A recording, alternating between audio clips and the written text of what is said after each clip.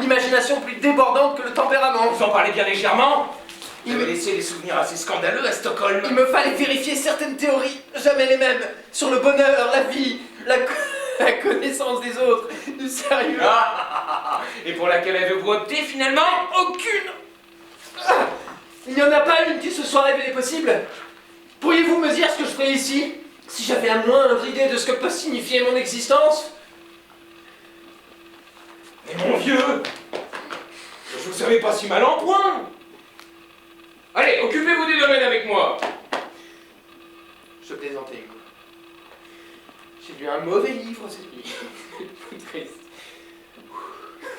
Ah bon.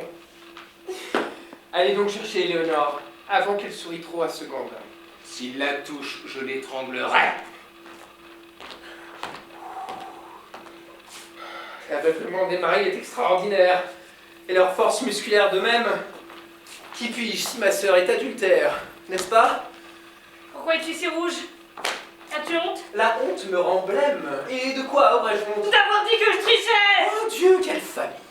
Moi, autrement, ça ne m'amuse pas de piquer! Ne pleure pas, mon chou.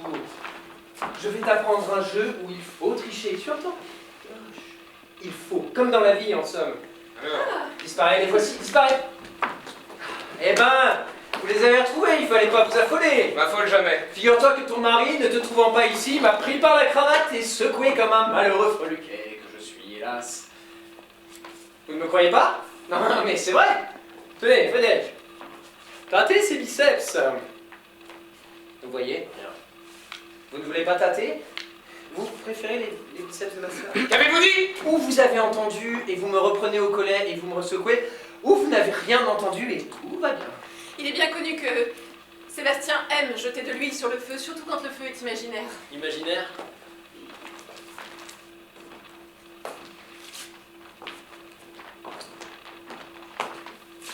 Quelle ambiance! Quelle merveilleuse ambiance! Je crains que bientôt Hugo et moi ne serions à couteau tiré. Je crains qu'il ne tire son couteau plus vite que vous. Ça ferait une belle mort. Ah, ne dites pas de sottises! D'ailleurs, vous ne connaissez rien à la mort. Tu ne connais rien à rien, tu ne connais rien à la vie d'abord. Connaît-il seulement quelque chose à l'amour? Oui, heureusement, ce serait le comble. Eh, vous voilà un peu sot, mais bon amant. Moins bon que vous, je suppose. Nous serions à Stockholm, je pourrais chercher un terrain de comparaison, mais comprenez qu'ici, entre ma sœur, ma cousine Ophélie et Agathe, J'en suis pas si sûr. je vous interdis d'insinuer quoi que ce soit sur la moralité d'Agathe, ou d'Ophélie d'ailleurs. Je ne parle pas d'elle. Et alors de qui? Vous rougissez. Dites-le, mon cher petit Frédéric. Osez le dire, ce que vous pensez. Je ne pense rien et vous me répugnez. Vous me répugnez aussi. La sottise, c'est comme les oreilles sales, j'ai horreur de ça. Vous paradez devant Hugo, vous faites le malin, et ben ça va vous passer, mon cher. Et vite, très Mais vite. je me moque d'Hugo. Je ne crois pas à ces finasseries de paysans matois. Vous y croirez. À propos, Frédéric, qui vous a donné le tuyau pour Éléonore? Le tuyau? Quel tuyau? Allons, un jeune et brillant Suédois ne vient pas s'enterrer dans le château de son cousin si on ne lui a pas vanté les charmes de la cousine. Alors, qui est-ce? Eric? J'ai entendu parler de votre sœur par Björn Elsen. Il a séjourné ici, je crois. Oui, il s'en est tiré. Je vous souhaite la même chance.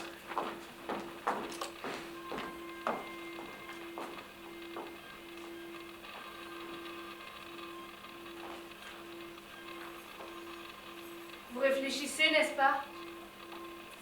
Oui. Ce n'est pas si affligeant de réfléchir, vous savez. Mon Dieu, que vous êtes inconscient. Ne vous vexez pas. Je vous aime trop, c'est tout. Pardon? Je vous aime parce que vous êtes jeune et beau et un peu foufou. C'est tout. Et puis il faut dire qu'une nouvelle tête, ça change un peu. Je sais. Je suis une excellente distraction. Mon Dieu, quel sombre destin comme dirait Agathe. Je peux vous embrasser, Frédéric, sur la bouche. Non, pas sur la bouche. Montre-moi que ce n'est pas amusant. J'ai pas envie de rire. Ça, je vous comprends. Mon Dieu, si vous saviez ce qu'ils vont vous faire, mon Dieu. Et qui? Les autres? Ils vont vous faire peur d'abord et puis vous tuer peut-être. Me tuer? Mais on est au XXe siècle, ma petite, malgré ses dentelles. Et si Sébastien me cherche, moi, Mais Hugo aussi, il m'a bien tué moi. Vous devez aller vous reposer un peu. Il avait invité tout le monde à mon enterrement. Ma mère, qui pleurait, qui pleurait. Mais oui, mais oui. Mais elle avait une caisse vide, c'est quand même trop bête, non? Une caisse vide. Mais naturellement vide, je n'étais pas dedans non puisque je vous parle. Bien sûr. Vous avez tout intérêt à être logique ici, vous savez. Où étiez-vous alors? Mais dans ma chambre, enfermée à double tour.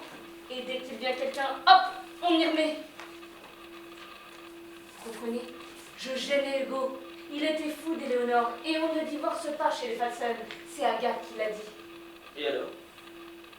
Je suis la première femme d'Hugo. Je jouais avec vous à Stockholm. Je m'appelais Mathilde Nielsen. C'est Sébastien qui m'a appelé Ophélie quand Hugo leur a tout dit. Je me souviens de la mort de Mathilde Nielsen. Ça serait vous. Maintenant, ils me croient folle. Ils croient que je vous dirai rien. Et ils ont raison d'ailleurs. Je dirai rien à personne parce que je l'ai promis à Agathe. Vous êtes la femme d'Hugo? Bien sûr.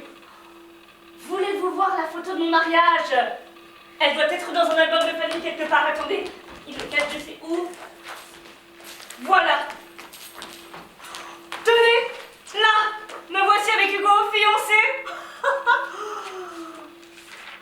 Et là, avec Agathe. Oh mon Dieu, quelle robe j'avais. Et là, le jour du mariage. C'est drôle, n'est-ce pas? Très drôle. Vous êtes la femme d'Hugo. Hugo est bigame. Éléonore n'est donc la femme de personne. Eh oui. Pardon. Vous avez beaucoup souffert? Vous êtes gentil, vous.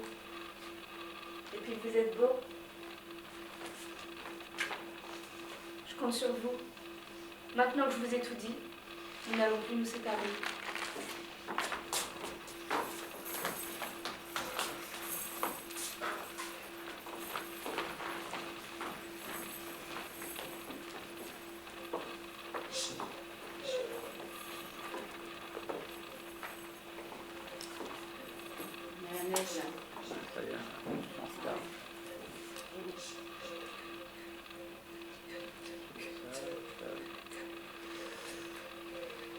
Oui, eh bien, si nous étions à Paris en ce moment, nous serions prêts à sortir. Nous fourbirions nos armes de chasse. Nous entrerions bras dessus, bras dessous chez Maxime ou dans une boîte de nuit. On dirait bonjour distraitement à quelques amis comme ça. J'aurais l'air très amoureux de toi. On nous regarderait d'un air trouble. Vous savez, c'est Éléonore von Milhem avec son frère. Il paraît qu'ils sont ensemble. Ça se fait peut-être en Suède. Je te conseillerais une jeune femme.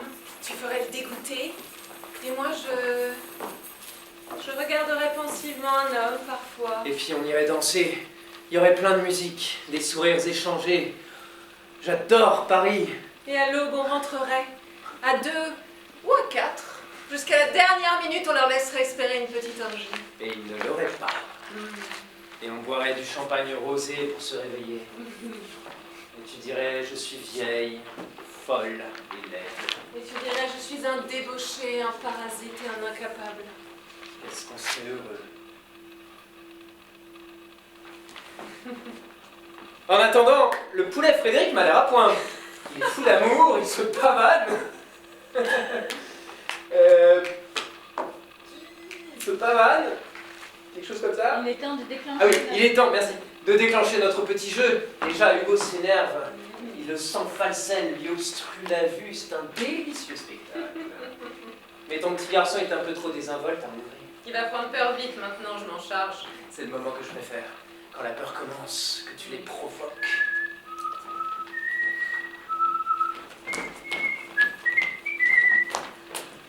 Ah, j'aime bien cette neige. Elle est un peu drue peut-être, mais bien poétique. Vous m'avez l'air bien excité, mon petit Frédéric. Même la neige semble vous réjouir le cœur. La neige finira bien un jour. Et ce jour-là... Ce jour-là, vous partirez. Votre allégresse me semble un peu désobligeante. Pourquoi? Puisque vous partirez avec moi. Oh, jeunesse, impudente jeunesse. Je vous rappelle que je suis mariée, mon cher ami. Je vous rappelle que vous ne l'êtes pas, cher ami. Un mariage n'est valide que si le partenaire est libre. Hugo étant le mari d'Ophélie, vous voici libre. Je vous emmènerai avec moi. Comme Hugo est plutôt bon garçon, je ne dirai rien à personne.